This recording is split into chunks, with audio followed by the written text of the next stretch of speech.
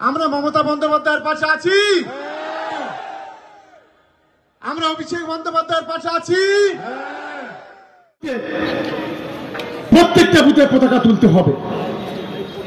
আর ওই দিন আমাদের দলের প্রতিষ্ঠা বার্ষিকী উপলক্ষে ভাঙড় বিধানসভা 13টা অঞ্চলে আমরা শীতবস্ত্র বিতরণ করব।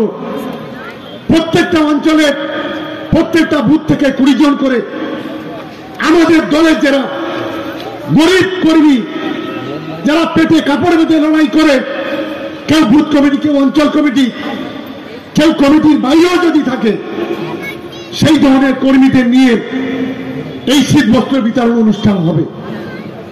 সকলকে দায়িত্ব নিয়ে করার জন্য আমি অনুরোধ করব। আর চিন্তার কোনো কারণ নেই। ভাঙড় 1 এবং ভাঙড় 2 যৌথভাবে যে লড়াইটা শুরু করেছে, সেই লড়াই আরো বেশি সংঘবদ্ধ করতে হবে। আরেকটা কথা আমি ভুলে যাচ্ছিলাম, আরেকটা নাটক শুরু হয়েছে বাংলায়। একজন হেরো সাংসদ অর্জুন সিং, সিংটা ভেঙে গেছে, আমাদের পার্থভূমির সিংটা ভেঙে দিয়েছে গত লোকসভাতে। বলছি বিরোধী দলনেতার উপর আক্রমণ করতে পারে কারা? বলছে বাংলাদেশের জঙ্গিরা। আর মমতা বন্দ্যোপাধ্যায় তার নাকি প্ল্যানিং করছে। আরে ভাবতে তো লজ্জা লাগে।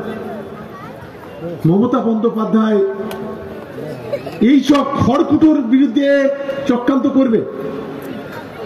যারা 2021-এ হেরেছে, যারা 2023-এ হেরেছে, যারা 2024-এ হেরেছে, যাদের বলে বাংলার বিশ্বাসঘাতক, যাদের বলা হয় বাংলার মির্জাফর, মমতা বন্দ্যোপাধ্যায় তাদের বিরুদ্ধে শত্রুতা করবে, অ্যাটাক করবে। মমতা বন্দ্যোপাধ্যায় কি এতই অসুবিধা হয়ে গেছে? বাংলার মানুষ যাদেরকে চেনে না, যদি কেউ বলে ওর নামটা জিজ্ঞাসা করে, বলে ও তো মির্জাফর, তার বিরুদ্ধে মমতা বন্দ্যোপাধ্যায়কে চক্রান্ত করতে হবে। আসলে এরা একটা মনোরোগ হয়ে, এদের রোগটা এমন জায়গায় চলে গেছে। আমরা মমতা বন্দ্যোপাধ্যায়ের পাশে আছি,